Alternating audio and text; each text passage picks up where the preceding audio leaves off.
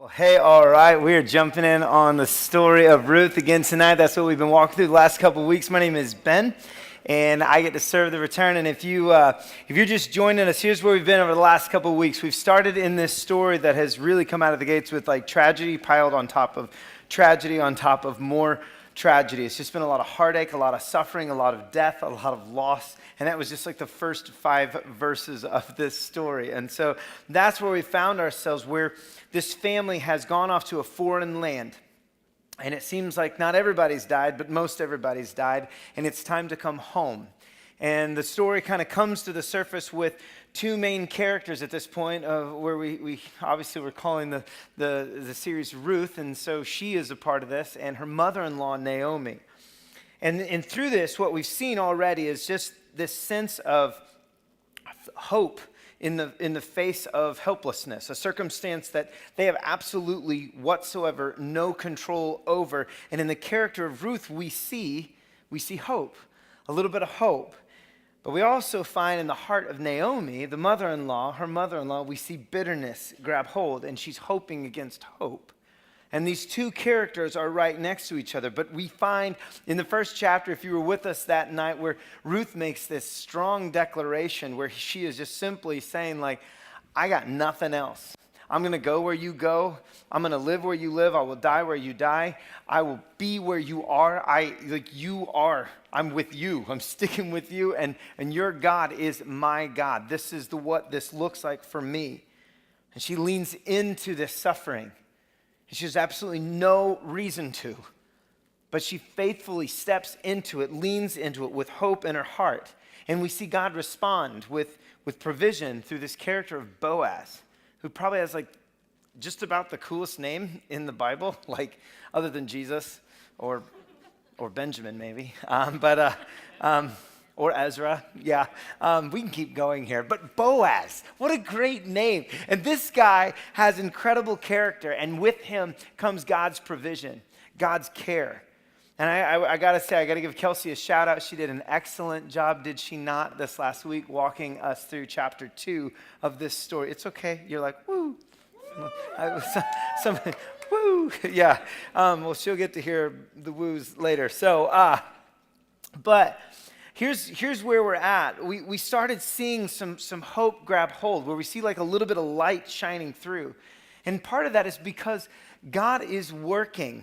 God is working in providential ways, bringing about the purposes of his redemption through this story. And something I think even before we really dig in on chapter 3 tonight, I think sometimes the reality for us is sometimes we can see what God's doing and sometimes we can't. Like, sometimes you feel like you can immediately recognize what God is doing. And there's sometimes where you're like, I don't know if you're paying attention up there, but things are falling apart down here, right? Does anybody find yourself in that rhythm where it's like, I don't know if I can tell what you're doing? And if that's where you're at, I want to encourage you, because here's the thing, where we're living right now, you can't always see what God is doing, but you can always trust that what he is doing is for your good. There's truth in that we can't always see every bit of what he's doing, but you can always trust that whatever he is doing, it is for your good. And as we walked through chapter 2, we began to see tragedy upon tragedy become grace upon grace. And by the end of chapter 2, you see hope returning to the heart of Naomi. You see this storyline begin to take a turn, and she begins to move from bitterness in her heart to a posture of blessing. Her attitude begins to change. And I think that has everything to do with how Ruth's hope awakens Naomi's hope. This place where they've come to in Bethlehem, the plan was simply for Ruth to be the one that took care of Naomi. That was the plan. They were just going to try and eke out an existence in Bethlehem. But now, at the tail end of chapter 2, Naomi, she's got a new plan, and that's what we're going to dive into tonight, this new plan, because her focus has shifted from her own heartache, her own grief, her own pain, to Ruth and providing for her and Ruth's future. And that's what we're jumping into tonight. And so as we do that, I just want to frame it with simply this phrase. And it's very simple, but it's just this. Hope inspires hope. Hope inspires hope. How many of you guys would say you are like glass half full kind of people? How many of you would say you are glass half empty people? How many of you are like, the glass is empty people? Okay, right? Okay, so, right? Some of you are like, where's the glass? Like, what's in the glass? You're like, Ben, I don't know what you're talking about. Here's the thing about hope. Hope inspires hope. It begets hope. I mean, if you've ever hung out with people that like, they're genuinely hopeful, that sometimes like, they're annoying at first, right? Especially if you're not in the mood to be hopeful. Like when people are genuinely not just excited, but when they see what good could come from a situation, at first sometimes you're like, no, I'm not buying it, right? But the reality is the more you spend time with someone who is hopeful, the more contagious you will find that it is. And hope can impact the hardest of hearts, the coldest of hearts. And when they encounter a hopeful heart, but things begin to change, even when the circumstances seem helpless. That's why they don't have to be hopeless. And the reality is that Ruth is our evidence. I mean, in the story of Ruth, in the person of Ruth, we can see that one person, just one person trusting God and following God's will in these steps can completely change a circumstance. It can completely move it from heartache to hope, completely move it from bitterness to blessing, from defeat and a sense of grief to victory. When one person chooses to be hopeful, that's what we see in the story of Ruth. And for us in our everyday, I mean, maybe the question for us tonight is simply, are you that person? Will you be that one person? Because I'm sure whether it's a classroom or it's a work environment or it's the gym or it's wherever else you are, you're going to walk into settings. It's maybe hard to find the hope, but you feel the expectation that's on you. Will you be the one person that chooses to step into that story and trust God in that way? Because some of us right now, we're walking through heartache. Some of us are walking through our own heartache. Some of us are walking through other people's heartache. And we're trying to willpower our way through it. We're trying to like white knuckle our way through this entire season. That if I just hunker down, if I just put my head down and I keep pushing through, it's all going to work out. I'll get over it. No, you won't get over it. But you will get through it. Ben is not up here saying, just think happy thoughts, right? Has anyone ever tried that? Like, happy thoughts. No, it doesn't work, okay? That's not what we're talking about. This is not wishful thinking here. What I'm saying is that a hopeful heart can change everything because hope inspires hope.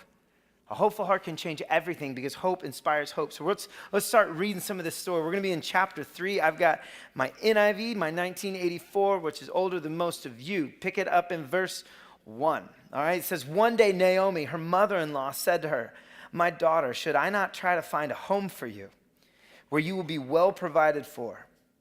Is not Boaz, with whose servant girls you have been, a kinsman of ours? Tonight he will be winnowing barley. Everybody say winnowing. Winnowing.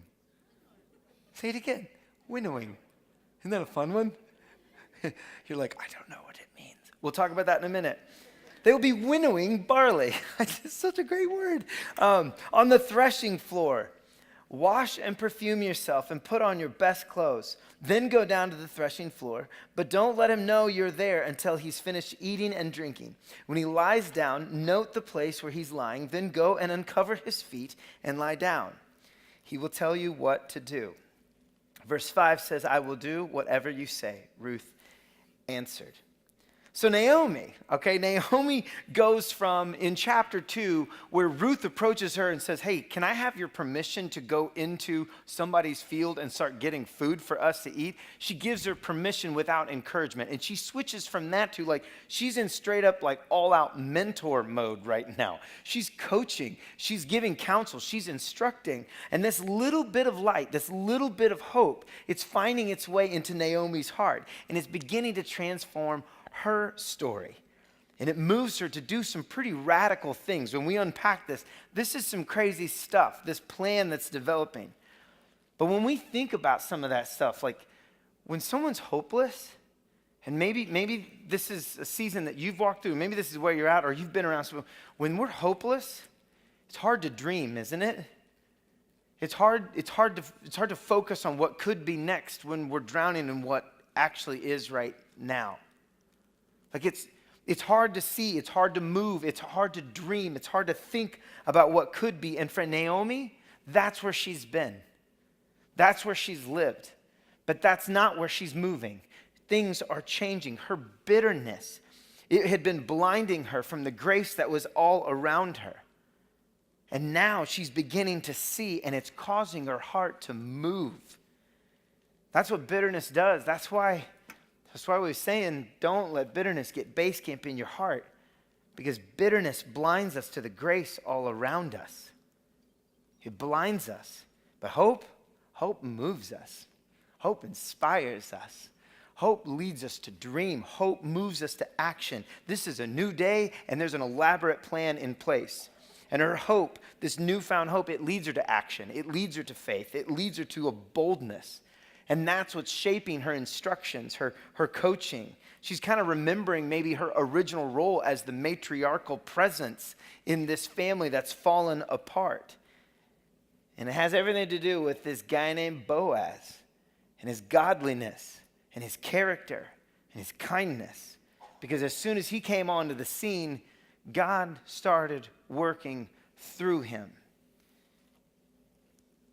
And she instructs Ruth to literally prepare herself as a bride. She says, go shower, put on some smell good, and change your clothes. And for some of you, that might very well be the best dating advice you're going to hear. For the love of all that's holy, shower, okay? Smell good, and change your clothes, because she saw you wearing that yesterday, okay? Guys, you with me? Some of you are like, no, I'm not.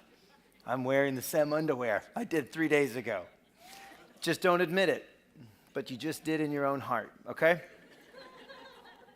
Here's the thing, she's telling her to be prepared for marriage. She's saying, go get gussied up, get on your A game here. And it harkens back to Ezekiel 16. There's a bunch of imagery going on here we ain't got the time to dive in on. But she says, go to the threshing floor. Go there. And this is a bold, bold move. Because ladies don't hang out at the threshing floor in the evenings. This is a common thing. It's a communal thing. It's a public space. Because all of the landowners in the area, they would share in their town, in their village, the threshing floor. And they would all come there when harvest time was happening. It was a community thing. And there's several steps, like what Kelsey walked us through last week of harvesting. There's cutting, there's gathering, there's binding, and this word, winnowing. Say it again. Winnowing. You're like, I don't want to say it again, Ben. One more time. Winnowing. Yeah, winnowing. Here's what it is. It's throwing stuff up in the air and letting the breeze take it away so that the grain falls to the ground, okay? So it makes my mind think of like whenever you're in an awkward conversation and you want to get out of it, I just wish that I had a pocket full of like glitter or confetti, and you're just like, I don't know where you're thinking in your head, I don't know where this conversation is going, and you just want to throw it in the air and just say, razzle dazzle. I'm out. So if Ben ever says razzle dazzle, I'm gone, okay? No, but winnowing is throwing stuff in the air. The breeze takes the chaff away, and then you've got the grain falling to the ground. And this is a festive time. This is totally normal for the landowner to go sleep at the threshing floor at night, and it's simply to protect the grain, okay? That's the only reason why. But Boaz, he's this kinsman redeemer, and Kelsey talked a little bit about this last week. To boil this down simply, it is basically this. This is a blood relative. This is someone that is family, that chooses to step up and to rescue someone that's struggling. That's the best way to frame this. This is a huge role. If you look at Deuteronomy 25, you can check it out later. It's a levirate custom, okay? And you can learn a lot more about it, but it implies this, that when somebody in your family is struggling, sometimes in the cases of death, that you would step up and that you would rescue them and that you would redeem them and that you would care for them and you would provide for them. that would be your role, that would be your honor, that would be your option. It's a huge role. And Ruth wouldn't have any idea of this context. She didn't grow up in Israel. She's a Moabite. She wouldn't know any of this, which means as Naomi is coaching her in this way, she is teaching her God's word. You see how Naomi's story is beginning to change. This plan, it is radical. And Ruth responds again with obedience. She responds with, I will do whatever you say. She rolls with it. But she's young. And Boaz, he's old. He's like a whole generation older than her. So he would never, ever make a move like this on a younger gal. Because she could go meet any younger dude and they would gladly marry her, okay? There's no expectation for this to happen. But the reality is they could marry her, but they could not redeem her. They could not rescue her. And so she's learning God's word and she's obeying God's word. And the reality is the providence of God leads us to make plans, radical action, because it's rooted in hope. That's what hope does. It leads us to action. It leads us to faith, and it leads us to boldness. Sometimes for us, it's like when we think of it, we want to know, like, we ask a lot of questions, and sometimes the question is like, why do I have to do this? Or why does this have to be this way? Or why do you expect this of me? And we ask why. I remember I had a boss tell me, never ask why questions because it's offensive. And it took everything from in me because all I wanted to say was like, but why? Like, why would that be offensive, you know? Here's the thing. We like to ask a lot of why questions. Hope says, why not? Like, why not? No matter what you're walking through, this is something to grab a hold of. That hope will say this, I don't know how it's going to work out, but God does, and therefore it will. Like, I don't know how it's going to work out. I don't know if all things are going to get put back together. I don't know, but I know this. I know that God knows, and therefore I can know that it will work out. So maybe the question for you tonight is, where is there need for boldness in your life? Maybe it's conversations that you never wanted to have. Maybe it's with a mom or a dad or a brother or a sister or a friend or a boyfriend or a girlfriend, someone who has expectations of you that you didn't sign up for. Maybe it's someone that has hurt your heart. Maybe it's someone that God has laid on your heart to reach, to pursue, because you want them to experience the hope that you have. Where might God be calling you to do something radical, to do something that is totally countercultural to what people are expecting, to dream in a different way, to pursue something totally different than before? Maybe ask yourself, what is that? Because the reality for us is sometimes we're not always hopeless, but we completely miss where our hope should be. We're going to talk about that in a little bit. But our dreams kind of drift when we're told enough times, get a plan and work the plan. Maybe we need to spend more time with the dream giver and ask him for boldness. Let's keep reading. Verse 6. Pick it up there. It says, so she went down to the threshing floor and did everything her mother-in-law told her to do. When Boaz had finished eating and drinking, he was in good spirits. Now, real quick on that, this does not mean he's not tipsy. He's in a good mood. They're celebrating. They've been in famine, okay? And so there's plenty in harvest time to be celebrating because they haven't got to celebrate this in a while. And it says they went over to lie down at the far end of the grain pile, again, to protect it. Ruth approached quietly, uncovered his feet, and lay down. In the middle of the night, something startled the man, and he turned and discovered a woman lying at his feet. Who are you? He asked. I am your servant Ruth, she said. Spread the corner of your garment over me, since you are a kinsman redeemer. Okay, the plan is in action. Now, you might read this and you'd be like, what is going on here? We're going to talk about that.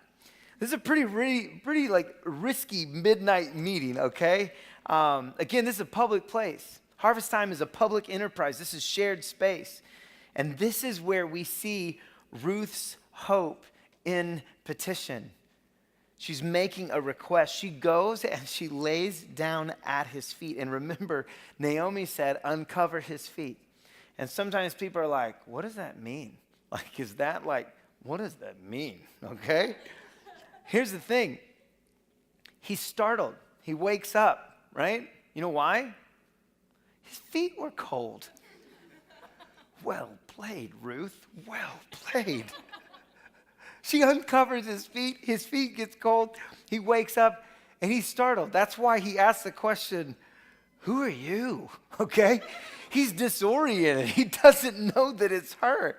And that is, some of us, we may be like, that seems quite forward, okay? It is. It's in the wrong context, everything about this would be quite risque, okay? And you might even think that she's propositioning him. But here's what we know. We know Ruth's character is one of nobility, and we know the same of Boaz. She's not propositioning him. She's proposing to him. And the reality is, if she were to do it any other way, he'd be super confused. Because he, as we will learn, he already knows that he's not the closest relative. But he also knows that she's younger, and he's older, and he wouldn't cross those boundaries. So guys, as much as you may hope that you will someday awaken in the middle of the night with cold feet, with a beautiful woman laying at your feet wanting to marry you, don't get your hopes up, okay? That's not how this normally happens, okay? Some of you are like, oh man. Still, this is a very precarious moment. This is very vulnerable. This is an intersection in the story. This is the moment where all things could go wrong. This is the moment where things could take a totally different turn, because here's the deal. Boaz, he could completely reject her.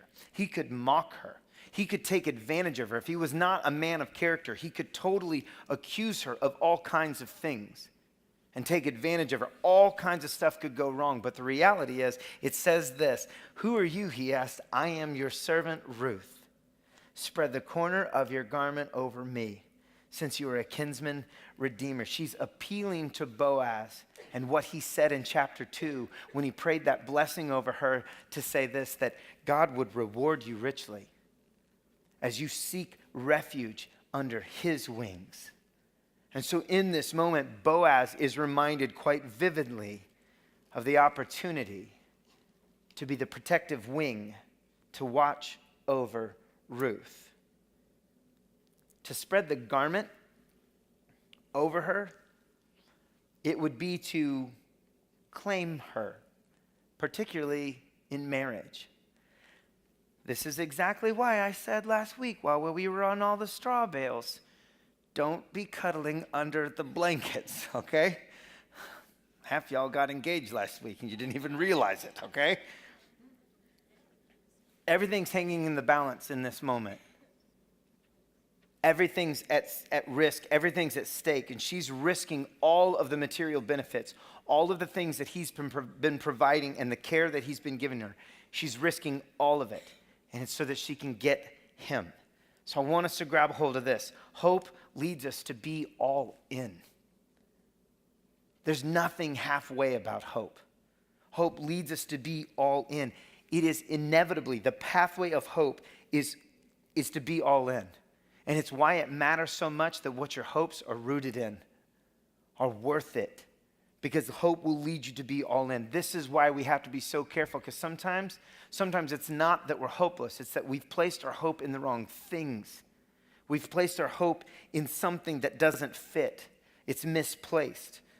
Ruth wanted Boaz more than Ruth wanted his stuff. She wanted him. She wants his love. She wants his protection. She wants to belong to him. She wants his care, but she wants him. And here's what I think we can learn. And this is, I think, very important for us. Know the difference between what you hope for and who you hope in. Know the difference between what you hope for and who you hope in. I mean, do we hope in God or do we hope for what God gives. I talk about this kind of stuff with my kids all the time. I have so many things I'm hopeful for. I'm hopeful for you guys. I could keep you here all night long. I will not. I have so many things that I'm hopeful for you, not just to learn, but for you to live. And it's rooted in a love for you. I have hopes that you would be faithfully following Jesus, not just tomorrow, not just next week, not just next season, but that you would grow to be people that are lifelong followers of Jesus. I hope that you would begin to recognize that every seat that you're sitting in right now matters because you are in it. My hope would be that you would find that all the people that are in your life, they're waiting for you to show them the gospel, that they would experience God's love through you. I was talking with my son the other night about all kinds of hope, and he was talking about this. He said, Dad, he goes, I don't think you punish us enough. I was like, what? Like, my son has a very strong sense of justice. He cares deeply when somebody picks on somebody else. It'll tick him off. This little dude, he'll get his rear end kicked at school if that's what it takes to stick up for somebody who's getting picked on. And I love that about him. And I hope that he does not lose that. But it doesn't mean that he won't take his turn picking on his little sister. And sometimes that means we have to have conversations. And he's like, Dad, I don't know that you punish us enough. And we were talking about this, and I was like, Bubba, I have so many hopes for you guys. I have so many hopes for you and your sisters. And the reality is, I don't know if the hope in my heart as a parent, if mommy and daddy are doing it correctly, we're not going to know until you're 10 years from now and you're 20 or 21. And you have all the freedom in the world to make all the choices that would either bring life or bring death. You carry the potential to make choices to change everything for good or not good. And I told him, my hope is that, yeah, mommy and daddy are doing this correctly. But the reality is, my hope is not in my parenting. My hope is in our Father, our Creator. And we've got to ask ourselves this question: do we hope in God, or do we hope for what God gives? Because it'll expose sometimes very superficial prayers.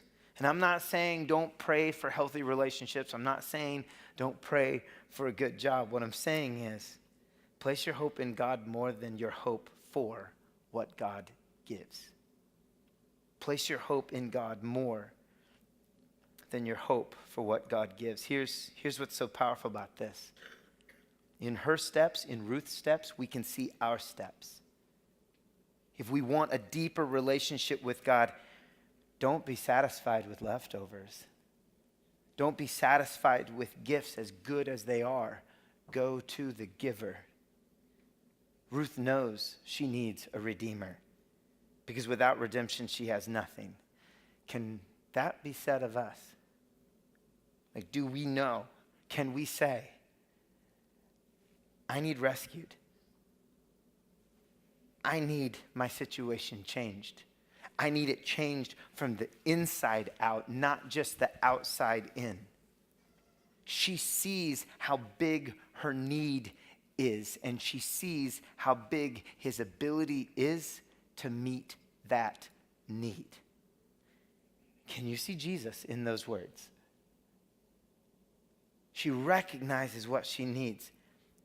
When our hopes are small, I think it's because we don't recognize how big our need is.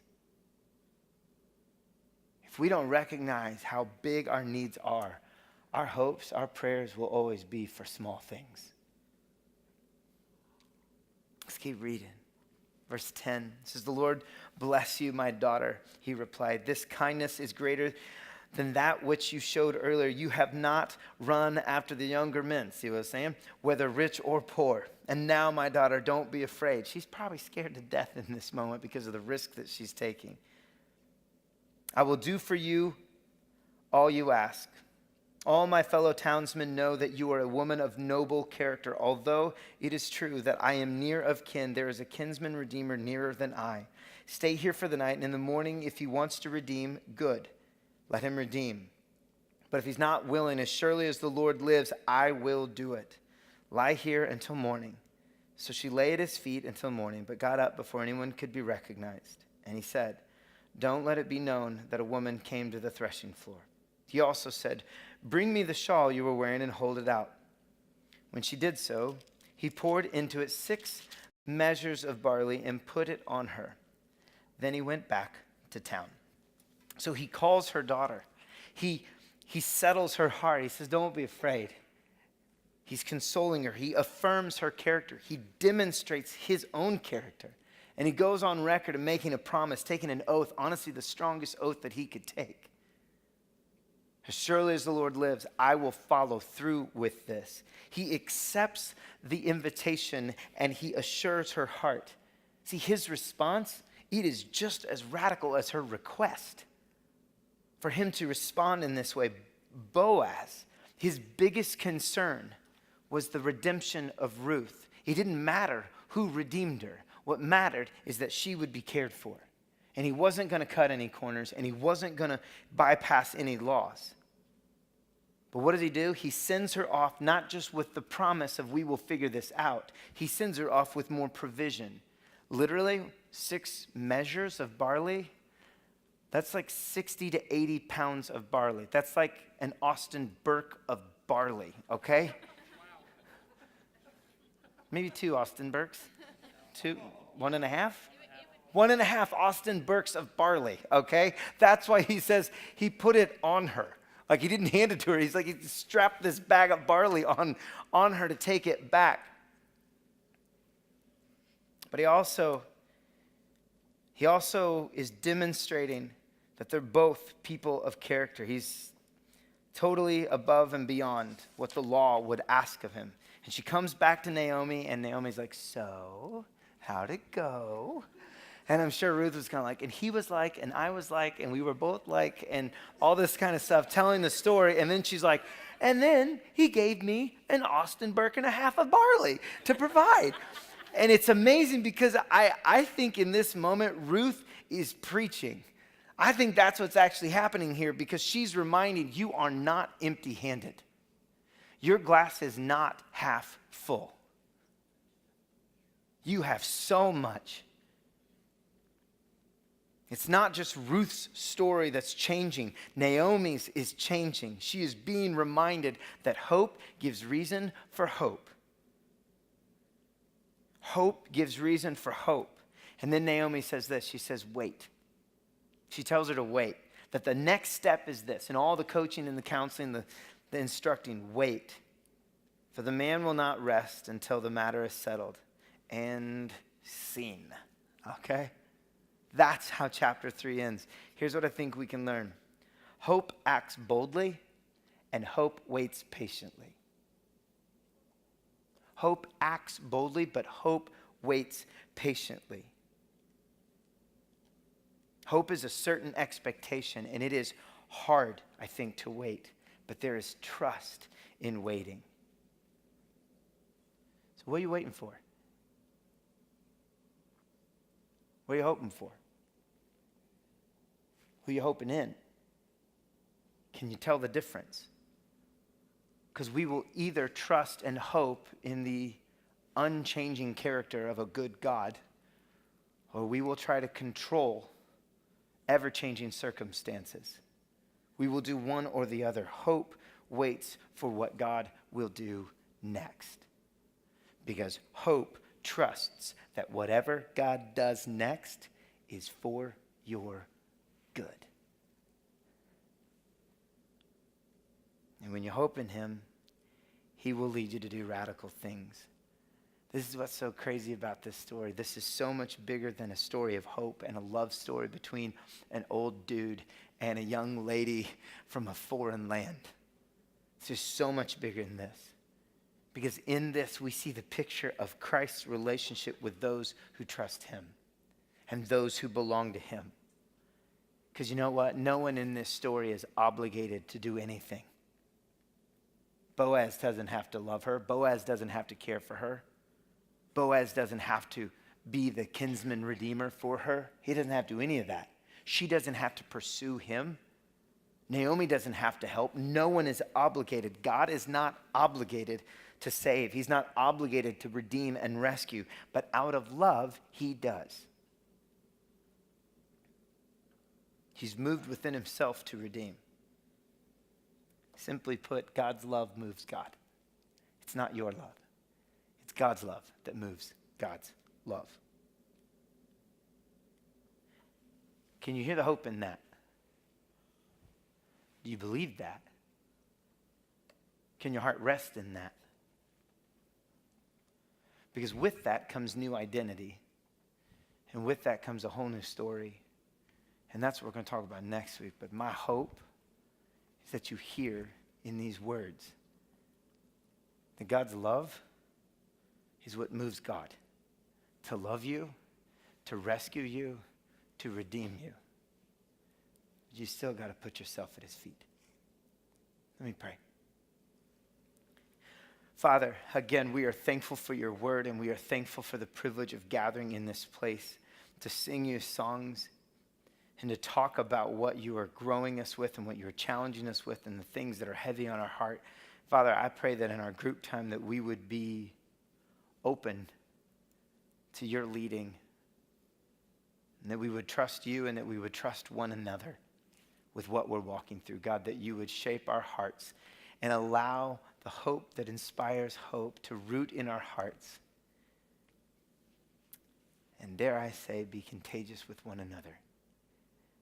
Because all around us are people far from you that might very well be waiting on us to tell them about you. In Jesus' name we pray. Amen.